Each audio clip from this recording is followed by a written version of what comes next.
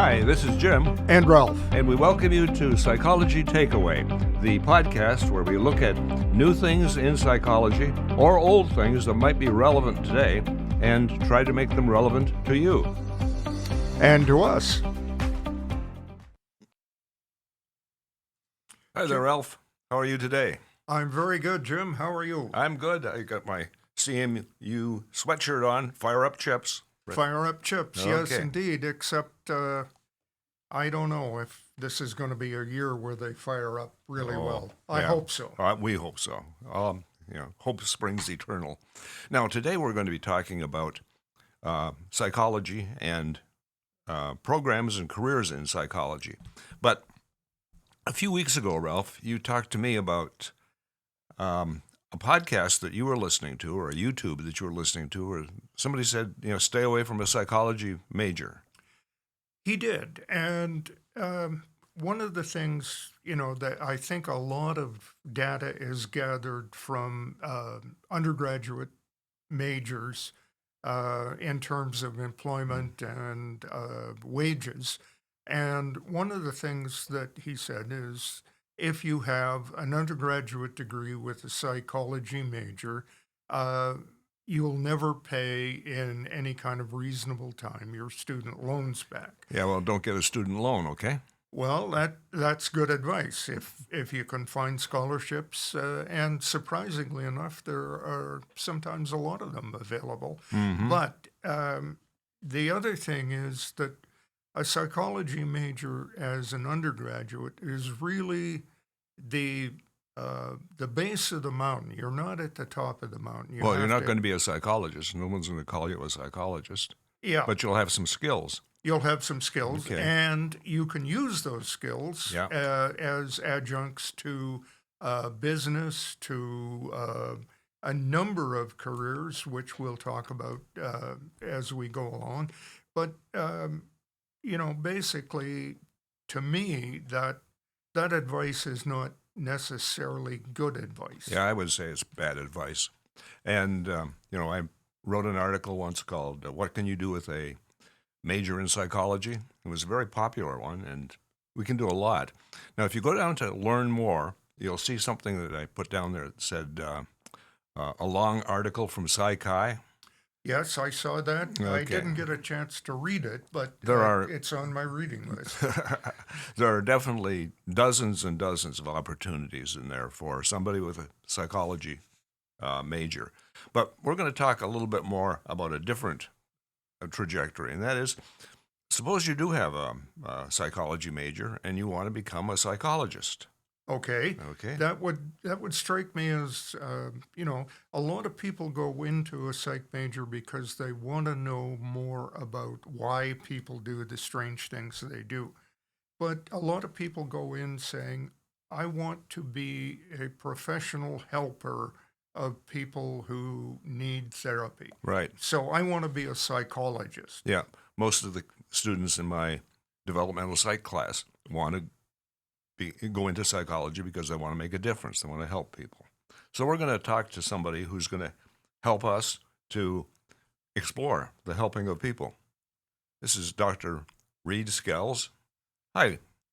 Hi. Thanks for having me on. Okay. Did I pronounce your name right, Reid? Skeel. Skeel. Yep. I always give you the short E, I think. Yep. Okay. It happens. I get Yeah. all kinds of things. Okay. Now, you're the director of the clinical psych program here at Central Michigan University, right? Yep. Okay. Now, you've had a variety of careers in your life or interests. You told me a few minutes ago you were a journalism major? Yep, that's correct. Okay. So how did you get into psychology? That's a great question. I didn't know what I wanted to do after I graduated. Yeah, welcome to the club. So I was killing time, and this would have been in the late 80s, and it was a tough time on the job market. And so rather than just do nothing, I was getting a general master's in psychology at Georgia College and State University in Milledgeville, Georgia. Okay. And I happened to have a professor who was teaching a statistics class, and he was talking about research that was going on in his lab, where he was looking at rats and doing surgeries on them and looking to see the impact on object versus spatial vision And I was sitting in the stats class thinking, wow, that's really interesting. I wish I could do that. And then it took me embarrassingly long to realize, oh, wait, I can do that. This is an educational institution. I just have to go ask them, hey, Dr. McDaniel, how could I get involved in your lab? Mm-hmm. Super helpful. And so from there, I worked with rats and did a thesis in that and realized I need to talk to humans. I can't just spend the whole 14 days in a row in the basement running rats. And so that psychology, and specifically in my case, clinical neuropsychology, was working with the brain and working with humans. Okay. Well, after you've done this now for 25 or 30 years, are you ready to go back to rats? Some days, yes. Some days, yes. By and large, no. Uh-huh. They are not very rewarding in the conversations they give you. Nope. Exactly. Well, I kind of like them. They don't talk back. Yeah, Right. although, my classic, and I think I've told our listeners and viewers this before, and in a Y maze, the first time I did anything with rats, I had a rat who fixated on the left-hand side, never changed, didn't matter whether the light was Yeah. on or off, whether the electricity was on or off, Yep. ran to the left, bumped his head 50% of the time. Yep. Well, And- that would give you some good experience in working with people, Rob. Yeah. And the interesting thing about that is I said to my professor, what should I do with my rat? He's fixated on the left. He said, euthanize him and get another rat. I couldn't do that. Well, I kind of got into psychology through a strange route myself. I started in electrical engineering at Michigan Tech, went down to Michigan State in finance, and then stumbled into a psychology class as a junior, I think, and never looked back. Then I came to Central, worked on my master's in clinical psych. Then, by the way, that's when I was in the prison. Yeah. Yeah. Then I went back to prison, worked there until I went down over to Rutgers to get my degree in school psych. But for me, it was always psych, psych, psych. Not so for you, Dr. Scales. No, and going way back, in some ways, at first it's felt odd, but then over the years, I've realized that the connection between journalism and psychology, particularly assessment, makes a lot of sense. Both of them, you're talking to people in a time-limited fashion, trying to figure out how to tell their story, help them tell their story, and in psychology, it has that helping part. So journalists are a little bit agnostic about whether they should be helping their interview subject or not, but psychology, that's our charge, is to help people. And so in retrospect, it makes a ton of sense. Okay. Now, we're going to have some listeners here who are, scratching their head and they're saying, okay, well, how exactly do I get into the field of psychology? Looks like Carol and Skills kind of stumbled into it. Is there an organized way to get a PhD in psych? Yes and no. So I end up answering some version of this question. That's the most common question I get when I'm advising undergrad students. Uh-huh. And a lot of times they will talk with a degree in mind and say, I want to get my doctorate in psychology because I want to help people. Okay. And so I will say to them, let's slow down a little bit before we get to what the best route might be. What do you want to do? What do you like about psychology? When you say you want to be a psychologist, you want to help people, tell me how that looks in your mind. Okay. And so if they say, I want to work with kids, Okay. then very feasible. And I say, okay, what do you like about working with kids? And they say, I like working with kids and families. And then to start differentiating the best pathways, a natural follow-up would be, what do you think about statistics? How do you like that? Oh, I love it. Occasionally you get that. Way more often you get, No. I do not want anything to do with statistics. I don't want to do research, right? Yep, exactly. Then I ask about research very much, and they say, nope, I'm not interested in that. I just want to help kids. Yep. And so in that case, that helps the student figure out whether a doctoral degree, PhD in clinical psychology would make the most sense. Because one of the biggest differences between doctoral degrees and master's level degrees are the time spent learning how to do research. Right. So if you have no interest in doing research, don't enjoy statistics, that extra 2 to 3 years would be on topics that aren't something that would be useful for you. Yeah. And so then that opens up many other degree paths, particularly master's paths, where we can figure out the best master's degree to get you doing what you want to do. Mm-hmm. So maybe a master's in counseling rather than, let's say, I want to do a doctorate just because I want to be able to say I have a PhD. Yep, exactly. And a lot of times when people say they want to help folks, then we do get into therapy, people who want to do therapy, and that the biggest route that this sometimes surprises folks is the most common degree for therapists in the country are social workers. They have a master's level in social work. And a lot of times people hear the word social worker or hear the label social work and they jump to being a case manager. Right. And social workers do an infinite number of things. They are all over the place in the country, and that they are eligible to do psychotherapy. And so that is a common route that once we start talking about the best ways to get the degree that would help you most, that comes up regularly. And then counselor education programs would be the other thing. And that's where things get a little bit confusing, is counselor education programs train people to be eligible in Michigan to be licensed professional counselors. And basically every state has some version of licensed professional counselor, whether they call it that or whether they call it something else. Okay, let's unpack that word licensed. Is that an important term in the human services field? It is. Okay. Licensure allows you to advertise what you want to do, in essence, and publicize that.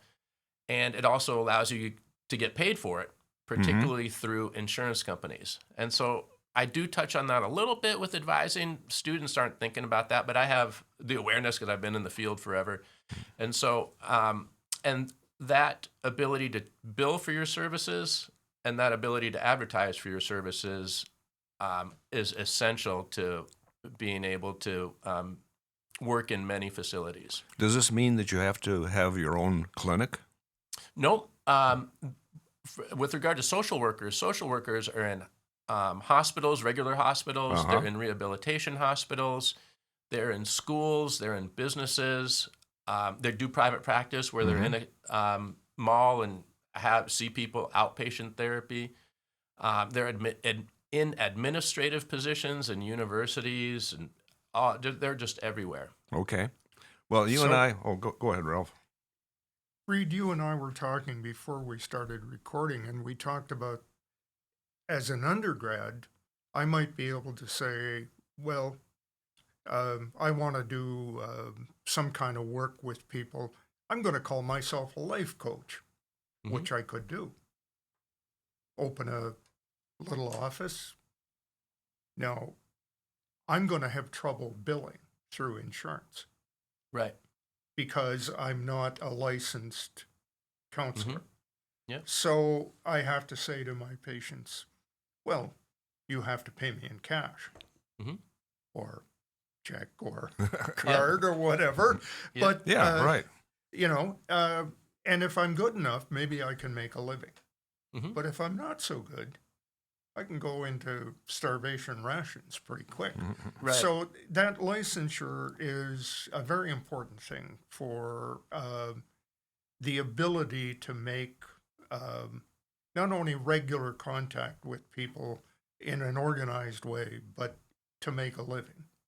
I mean, yeah, it gives a specific track. Yep, yeah, for sure, a specific path to go down, and that you can, Yeah, Ralph. But if you're not any good as a psychologist, you're not going to make a living anyway.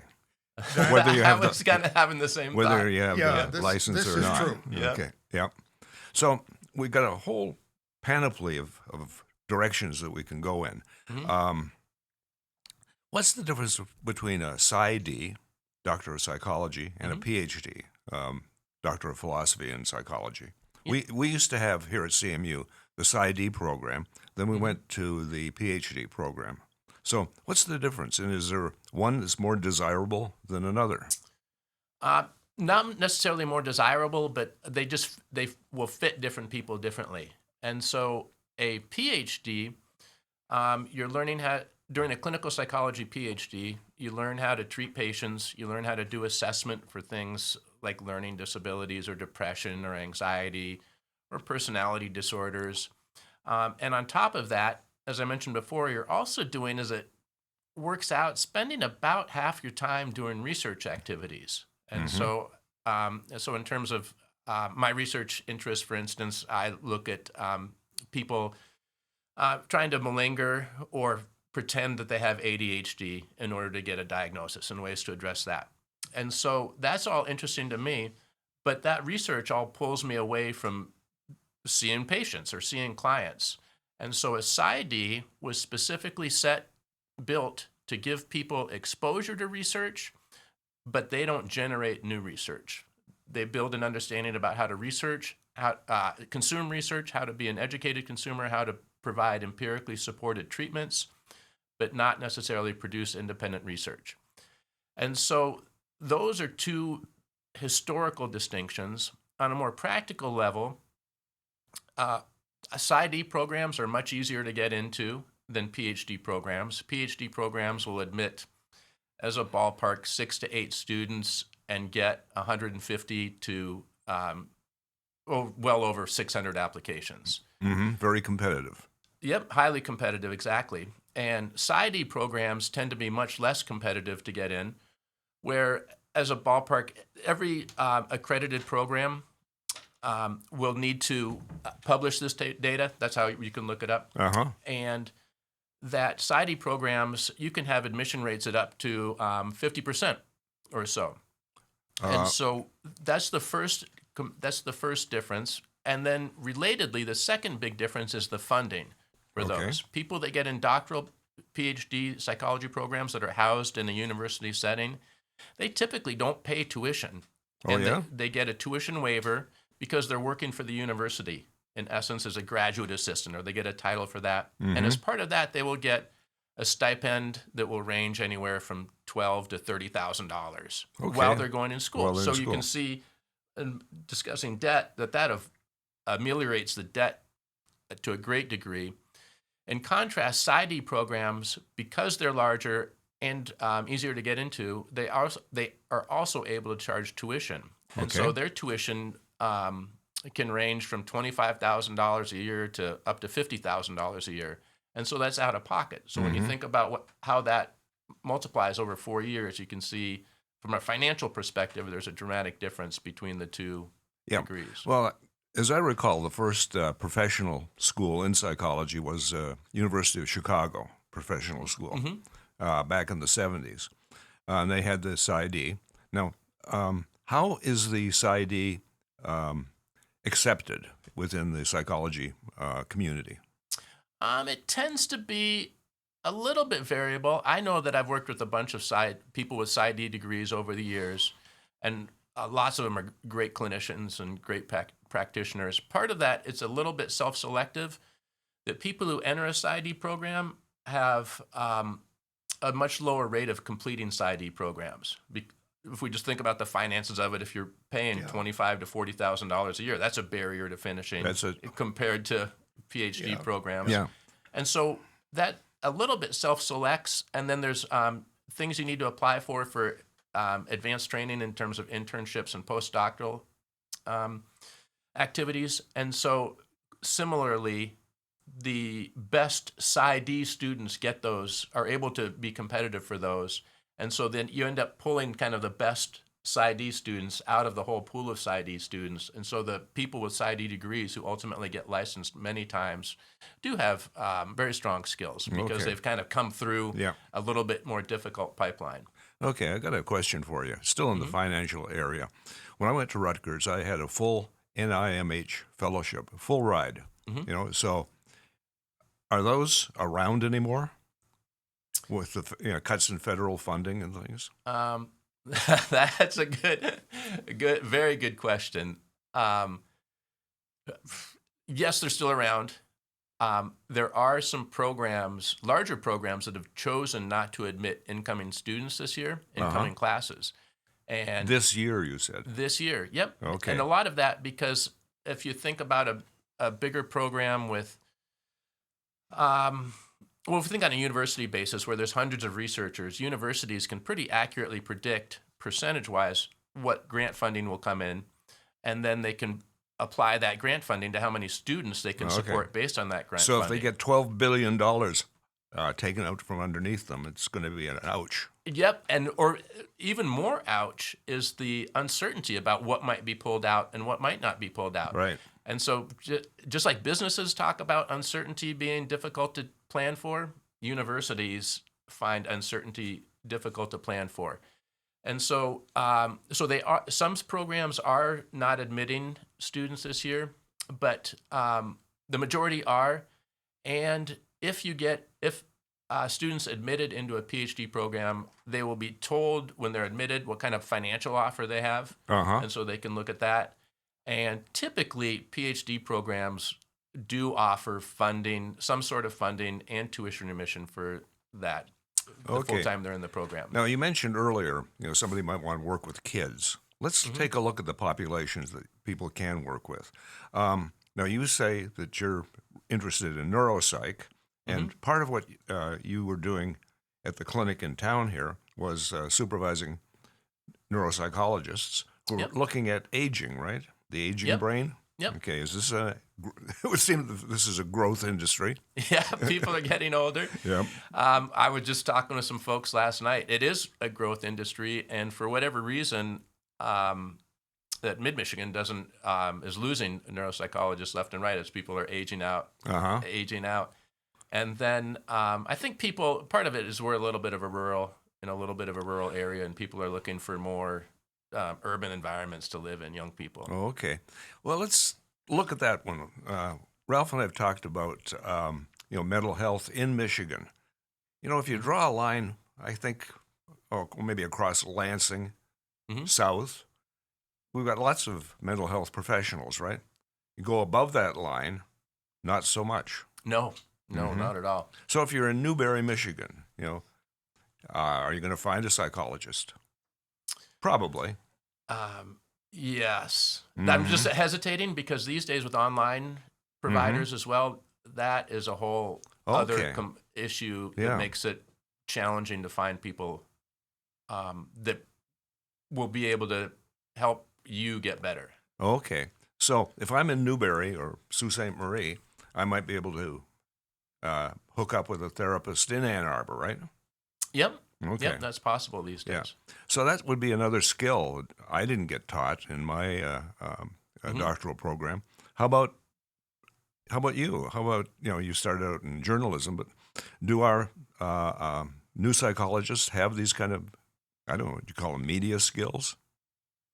It's super individual. Some students come into the program with at the cutting edge. We had a student that did pretty well in a TikTok competition where she was describing fundamental behavioral principles for timeout, and it was a 2-minute TikTok, and it worked great. It was super popular.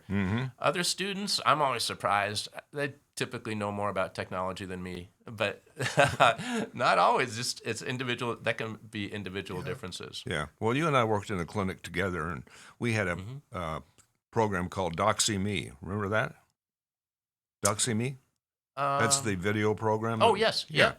And when the pandemic hit, we were seeing people virtually most of the time, right?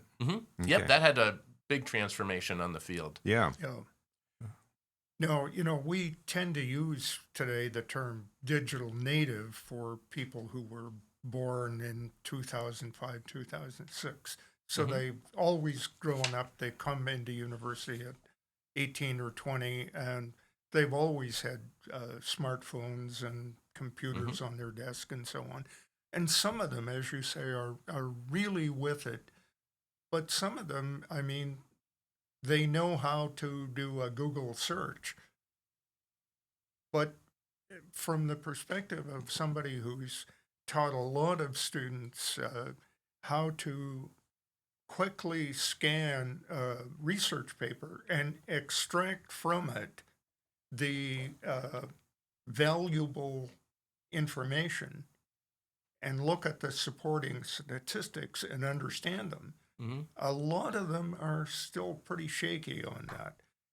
They read a paper and they say, I have trouble deciding what's important here.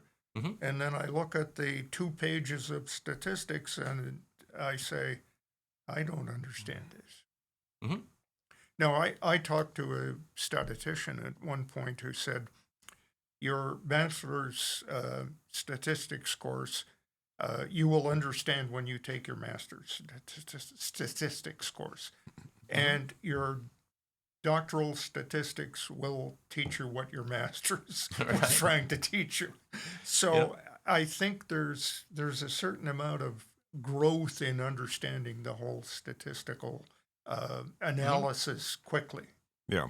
But if we go back to the idea of, hey, I want to make a difference, I want to help people. Okay, we've talked about kids, and we should probably at some point bring in a school psychologist, right? Oh, yes. Maybe Yep. Denny That's a will come super in. popular Yeah. field. And And you don't need a PhD in that. no, and that's one with lots of state differences, Mhm. state by state differences. But Yeah. yes, school psychology programs, and particularly master's level programs, once again, tend to be a little bit more accessible to folks. And Yeah. that is a great opportunity to work in the school. And there are all kinds of school psychologist shortages Yes, across the country as across well. the country. Michigan, in particular, has Mm-hmm. big shortages now. Okay, so how about working with younger populations? I know that we have a professor here, Dr. Morgan, Mm-hmm. and her PhD was at where was it? Johns Hopkins, right? I think. No, she was here. She came out of, Well, she came out of the master's program here, and I guess it Yeah. was her internship was Mhm. with Yep, that could with be, yep. babies. You know, is there Mhm. a role there for psychology and babies? Oh, for sure. Mm-hmm. That psychologists are really kind of everywhere. So things that people might not think about. Kind of like cockroaches. Yes, they are. I don't know how well we'll do in a nuclear storm, but yes. But so, for instance, psychologists will work with infants and teams in hospitals. For sometimes infants don't eat properly, Uh-huh. and there can be a lot of behavioral principles, fundamental behavioral principles about reinforcing wanted behavior Mm-hmm. that can improve feeding abilities. Okay. There's a ton of information that psychologists can be useful for on infant sleep.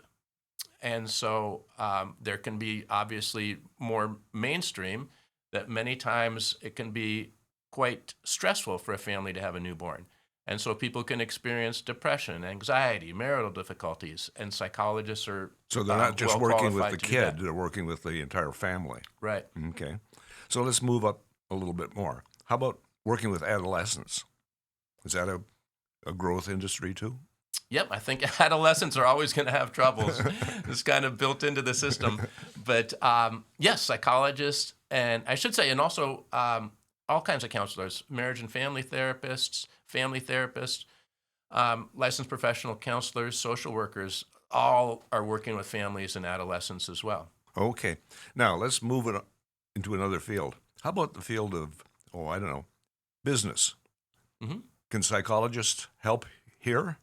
Yep, there's a whole field for called industrial organizational psychology, and there are both masters and PhDs available in there. Mm-hmm. And those broadly industrial organizational or IO psychologists work to make businesses more efficient. Uh-huh. And so one place they're quite frequently used is in hiring practices because Okay. it's so expensive for a business to Hire. hire the wrong person. Yeah. Then they train them, start paying them, realize they don't work, and so they've not maximized their money there, and then might have missed out on people that would have worked out. Okay. How about employee assistance programs?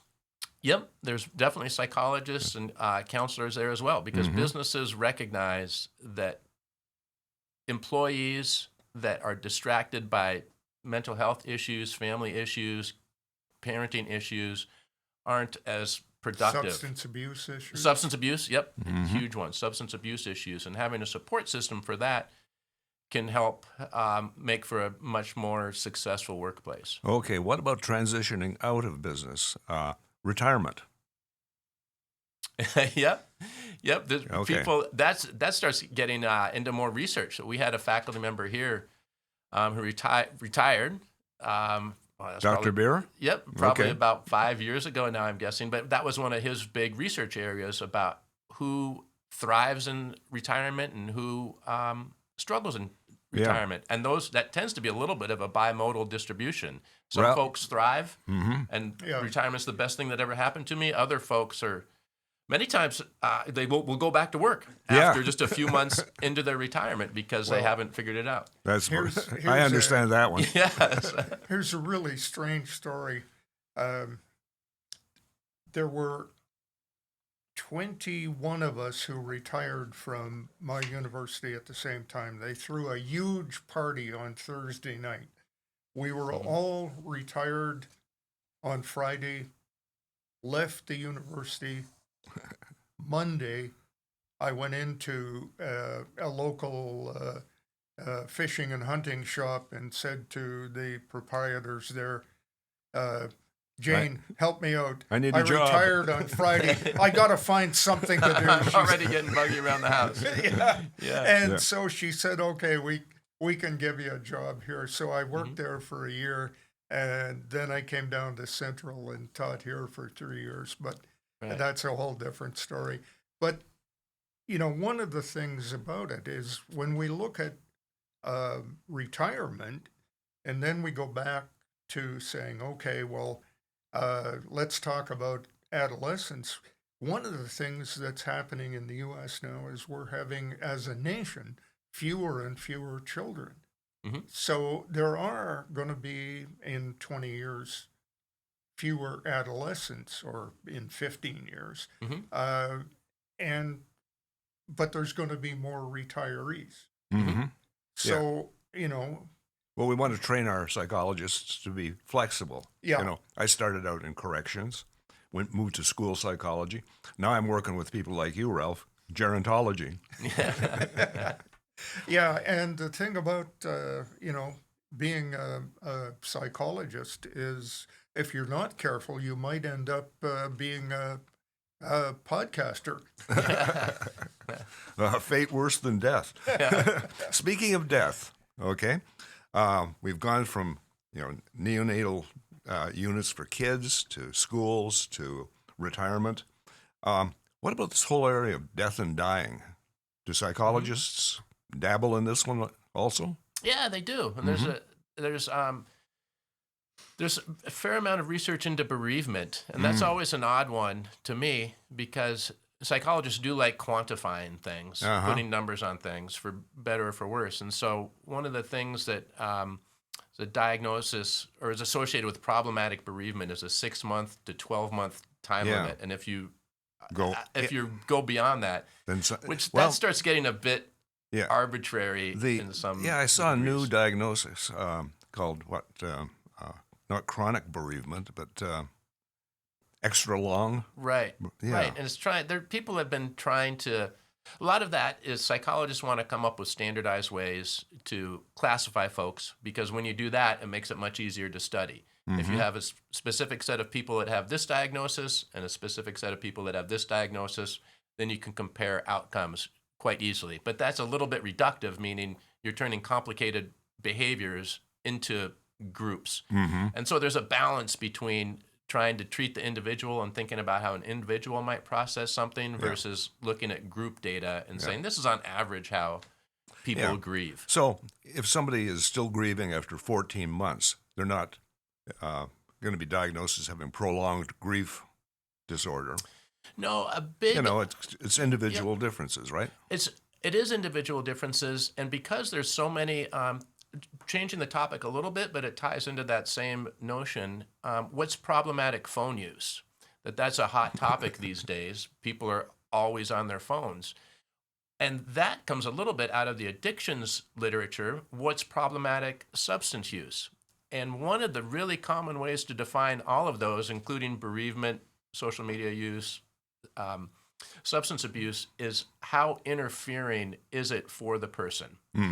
And so if a person is engaged in bereavement and they're not getting out of the house, they're not seeing family members, they're not engaging in activities they used to enjoy, This could be a problem. that starts to be problematic because it's not just sadness and going through their activities being somewhat depressed, it's interfering with them actually participating in their activities. Okay, And so those kind of notions make a lot of sense to me about thinking about when professional help might be useful. So for social media, some kids are on their phones all the time, but they're successful students. They're engaging outside of social media. They're in activities. They socialize with friends. Then social media use wouldn't necessarily be problematic. It's not abuse. Right. Okay. But on the other hand, I worry about the kind of people that I see when my wife and I go out for lunch and we see a table with 4 people at it, obviously a family, and everybody's on their phone. Yeah, well, get over it, Ralph. And I think to myself, wait a minute. You go out for lunch with your family, shouldn't you be talking to them occasionally or listening to them rather than all 4 of you on a phone? Yep. And the research is it's quite challenging to do research in that area because for a number of reasons, but just from a basic thinking about psychologists, once again, knowing about research design, it's challenging to research a topic when the topic itself changes so rapidly. Social media use, phones are dramatically different now than they were 5 years ago.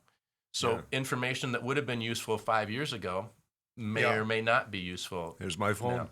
Yeah. Yep. Yeah. And it is a phone, isn't it? Okay. Yeah. And the thing is that, we look at phones today and you think to yourself, man got to take a step on the moon with computer technology that is antiquated by what I can carry in my pocket now in terms of the computer technology in my phone. And I say to myself, okay, how did we do that to get onto the moon with such primitive technology? How did we do it to get back from the moon? Right. Okay, so we change, we evolve, we adapt over time, right? And I guess that's what psychologists help people to do, right? Yeah. Yeah. I think so. And So at the end of the day, it kind of comes back to that. I want to help somebody. I want to make help a someone difference. and thinking about what kind of problematic behaviors someone might be engaging in. Well, one of the things that Ralph and I do to help people is we write. We've been writers all our lives. And if you go down to the Learn More, right at the very bottom, it says, take a look at Jim and Ralph's new book, Raise Curious Kids. Right. And then underneath that, it says, if you want Ralph's book on healthy families, give me protecting your family's health. Yeah, shoot me an email and I'll send you an e-copy. So I guess that's a contribution of old podcasters also, right? Right. Yeah. So, Reid, you going to get into podcasting? We'll see how it goes. Okay. Well, until next time, this is Jim And Ralph, and Reid saying, keep your stick on the ice because we're all in this together.